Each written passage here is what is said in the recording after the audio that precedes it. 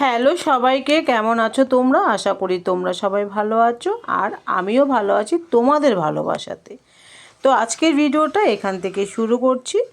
যাব আমরা হচ্ছে বিয়ে বাড়িতে যাব বলে দেখো সকাল সকাল কিন্তু বাড়ি থেকে রেডি সেডি হয়ে বেরিয়ে পড়লাম এখানে বিয়ে বাড়ির উদ্দেশ্যে। তো ট্রেনে করে যেহেতু যাব, তার জন্য কিন্তু দুর্গাপুর স্টেশন থেকে আমরা কিন্তু বেরিয়ে পড়লাম, আমি আর আমার ছেলে। তোমাদের দাদাভাই যেহেতু ডিউটি আছে, তার জন্য ও কিন্তু যেতে পারেনি। তো যাই হোক, এখানে কিন্তু চলে এসেছি আমরা বিয়েবাড়িতে। আর যাব হচ্ছে কোথায়? মানকর যাব বিয়েবাড়িতে, হচ্ছে ননদের মেয়ের বিয়েতে। তো যাই হোক, সব মিলিয়ে কিন্তু পুরো ভিডিওটা তোমরা কিন্তু দেখবে। তো এখানে বিয়েবাড়িতে এসে দেখি যে ওরা কিন্তু বিয়েবাড়িতে প্রচুর নিয়ম, আর সব নিয়মে আমি ছিলাম না, যতটুকু ছিলাম ততটুকুই তোমাদের কাছে তুলে ধরবো। এখানে দেখো জল ভরার জন্য চলে এসেছি পুকুরে। আর সেই দিনটা এতটাই গরম ছিল, মানে খালি পায়ে তো হাঁটাই যাচ্ছিল না। তো যাই হোক, সব মিলিয়ে প্রচুর আনন্দ, প্রচুর সব কিছু আনন্দ করেই আর ভালো লাগে। গরমটাও গরম মনে হয় না যখন সবাই মিলে একসাথে আনন্দ করা হয়।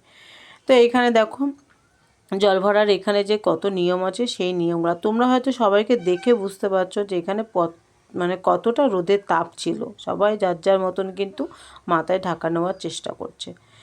তো এখানে আমরা এখন জল ভরবো, তার জন্য যে নিয়মগুলো হয়ে গেছে। এবার হচ্ছে পুকুরে নামার পালা। কিন্তু পুকুরে নামার সময় যতই হোক একটু হলেও কিন্তু ভয় লাগে, কি বলো তো, স্লিপ খেয়ে যাওয়ার ভয়। আর যেহেতু পুকুরটা সেরকমভাবে ব্যবহার হয় না, তো জলটা দেখেই বুঝতে পারছো পুকুরটাতে একটু স্লিপই ছিল।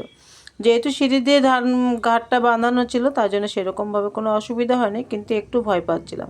তো দিদিকে বললাম তুমি আমাকে একটু ধরো, তারপরে কিন্তু আমি নামবো। আর আমি এখানে দেখো কলসিটা নেব, কলসিটা আমি নিয়েছিলাম। তো এইখানে আমি এবার ঘরটা ভরে সবাই মিলে একসাথে বাড়ির উদ্দেশ্যে রওনা হলাম। আসলে কি বলো তো, বিয়েবাড়িতে প্রচুর কাজ ছিল, সব কিছু কিন্তু তুলে ধরা যায় না, যতটুকু পারি একটু একটু করে তারপর তোমাদের কাছে কিন্তু তুলে ধরলাম। তো এইখানে জল ভরা হয়ে যাওয়ার পর আমরা কিন্তু এবার বাড়ির দিকে রওনা হলাম। বাড়িতে এসে এই যে হচ্ছে আমাদের বিয়ের কোণে, তার এখন হবে গায়ে হলুদ। তো চান করানোর যে নিয়মগুলো আছে সেগুলো একে একে কিন্তু সবাই মিলে করে নিচ্ছি। আর বিয়েবাড়িতে এসে আনন্দ করার, সবাই মিলে একসাথে যে আনন্দটা, সেটা কিন্তু সত্যিই খুবই ভালো লাগে। তো এখানে গায়ে হলুদ হবে বলে এখানে দেখো ও বসে আছে। আসার পরে এবার আমরা একে একে সবাই মিলে এখানে গায়ে হলুদ লাগানো যে নিয়মটা, সেটা আমরা করে নিচ্ছি।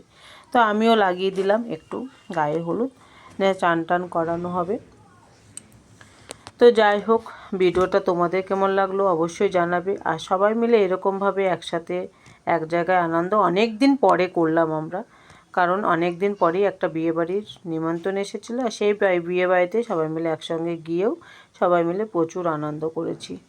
তো সবাই মিলে এখানে দেখো আনন্দ টানন্দ হয়ে যাওয়ার পরে এখানে এখন হচ্ছে যে নিয়মটাতে আমরা সবাই প্রচুর আগ্রহী, সেটা হচ্ছে এই যে বর ঢুকিয়েছে, বর আসার পরে বিয়ের সময় এখানে দেখো সাজনা। সত্যি কথা বলতে মেয়েদের এই সময়টা প্রচণ্ড, মানে আনন্দের মধ্যেও কষ্ট থাকে, কিছু করার নেই।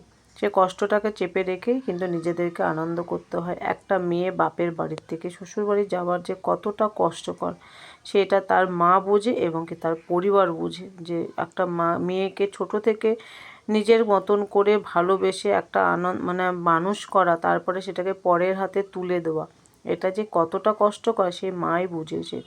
সেই মায়ের কষ্টটা হয়তো, আর মেয়ের কষ্টটা কেউ হয়তো এই কষ্টে ভাগ নিতে পারবে না। তো যাই হোক, কিছু করার নাই, আমরা সবাই এখানে হাতবন্দি, আমাদের এখানে এইটা তো করতেই হবে। আর কিছু কিছু নিয়ম আছে, সেই নিয়মগুলো মানে করতেই হয়, না করলেও কিন্তু হয় না। তো যাই হোক, এখন হচ্ছে কনে বিদায়ের পালা।